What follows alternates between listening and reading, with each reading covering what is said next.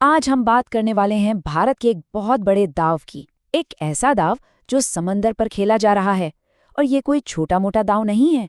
ये देश की आर्थिक किस्मत को हमेशा के लिए बदल सकता है। तो चलिए समझते हैं कि आखिर ये है क्या। सीधे मुद्दे पर आते हैं ना। ये नंबर देखिए, 95%। अपने आप में एक बहुत बड़ा आंकड़ा है ना। पर सवाल यह है कि ये 95% आखिर है किस चीज का। तो ये जो 95% है, ये भारत के कुल व्यापार का वो हिस्सा है जो समंदर के रास्ते आता जाता है। और ये वजन के हिसाब से है, मतलब बाय वॉल्यूम। सोचिए, 95%। ये कोई छोटी मोटी बात नहीं है। इसे आप देश की अर्थव्यवस्था की लाइफलाइन कह सकते हैं, हमारी आर्थिक नब्ज। अब यहीं से कहानी में एक दिलचस्प मोड़ आता है। एक बहुत बड़ा पैराडॉक्स, एक विरोधाभास। एक तरफ तो हम देख रहे हैं कि समंदर पर हमारी निर्भरता कितनी ज्यादा है, लेकिन इसी निर्भरता में हमारी एक बहुत बड़ी कमजोरी भी छुपी हुई है।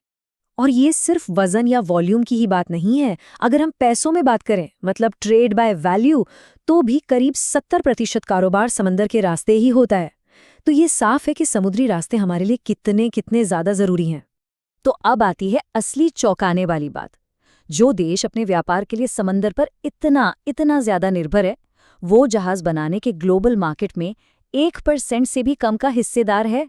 सोच सकते हैं, मतलब हमारा लगभग सारा का सारा कारोबार विदेशी जहाजों के भरोसे चल रहा है।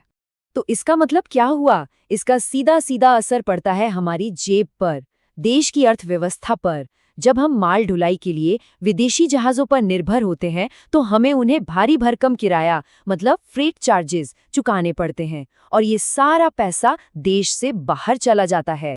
तो सवाल बड़ा सीधा है, इस चक्रव्यूह को कैसे तोड़ा जाए?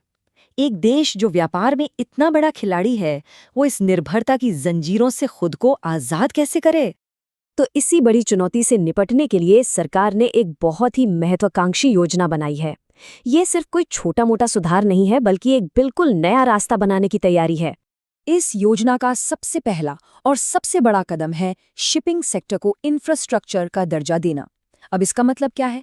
इसका मतलब ये है कि अब इस सेक्टर को लंबे समय के लिए कम ब्याज दरों पर लोन मिलना आसान हो जाएगा। साथ ही टैक्स में भी कई तरह की छूट मिलेंगी। ये सचमुच एक गेम चेंजर साबित हो सकता है। तो सरकार की जो पूरी रणनीति है, वो मोटे तौर पर 3 पिलर्स पर खड़ी है। पहला, एक मैरिटाइम डेवलपमेंट फंड बनाना। दूसरा, जो कंपनियां जहाज बनाती हैं उन्हें इंसेंटिव्स देना, उन्हें बढ़ावा देना।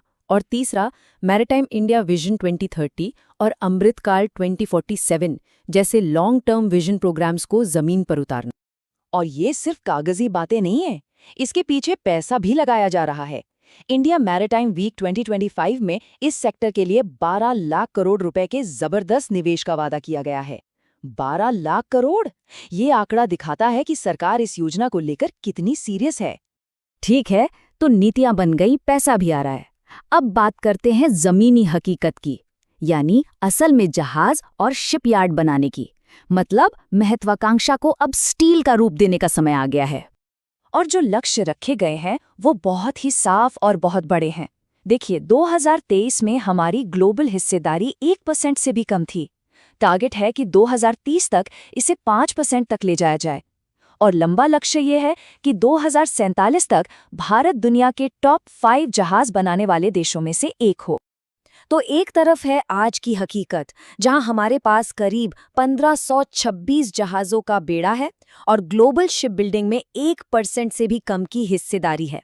और दूसरी तरफ है भविष्य का सपना, 10 वर्ल्ड क्लास शिपयार्ड, अपना एक बहुत बड़ा घरेलू बेड़ा और दुनिया भर में मजबूत पार्टनरशिप। ठीक है, ये सब प्लान सुनने में तो बहुत अच्छे लगते हैं, लेकिन सवाल ये है कि इसका आम अर्थव्यवस्था पर, देश पर क्या असर पड़ेगा? आखिर ये पूरा का पूरा समुद्री दांव इतना जरूरी क्यों है? इसका सबसे पहला और सीधा जवाब है रोजगार। अनुमान है कि जब ये सेक्टर बढ़ेगा तो करीब करीब 30 लाख, जी हाँ 30 लाख नई नौकरियां पैदा होंगी। ये कोई छोटा आंकड़ा नहीं है। और फायदे सिर्फ नौकरियों तक ही सीमित नहीं है, इसका एक रिपल इफेक्ट होगा, मतलब असर हर तरफ दिखेगा। सोचिए, लॉजिस्टिक्स की लागत कम होगी, जिससे भारत में बना सामान दुनिया के बाजार में और सस्ता बिकेगा। मतलब हमारे एक्सपोर्ट्स ज्यादा कंपेटिटिव हो जाएंगे। देश की जीडीपी में इस सेक्टर का सीधा योगदान बढ़ेगा। और सबसे जरूरी बात, जो पैसा हम माल ढुलाई के लिए विदेशी कंपनियों को देते हैं वो देश में ही रहेगा। जाहिर है, इतना बड़ा काम अकेले नहीं हो सकता। इसमें कई बड़े खिलाड़ी शामिल हैं। सरकारी कंपनियों की बात करें तो शिपिंग कॉरपोरेशन ऑफ इंडिया एक बड़ा नाम है। प्राइवेट सेक्टर में जीई शिपिंग सबसे आगे है, और जब बात जहाज बनाने की आती है तो कोचिन शिपयार्ड जैसे दिग्गज इस पूरी मुहिम को लीड कर रहे हैं। तो रास्ता साफ है, निवेश भी आ रहा है और इरादे भी बुलंद हैं। लेकिन सबसे बड़ा सवाल अब भी वही है, क्या भारत का ये महान समुद्री दांव कामयाब होगा? क्या ये दांव भारत को एक सच्ची ग्लोबल ट्रेड सुपर पावर बना पाएगा? जवाब तो भविष्य ही देगा, लेकिन इस पर सिर्फ हमारी ही नहीं बल्कि पूरी दुनिया की नजरें टिकी हुई है।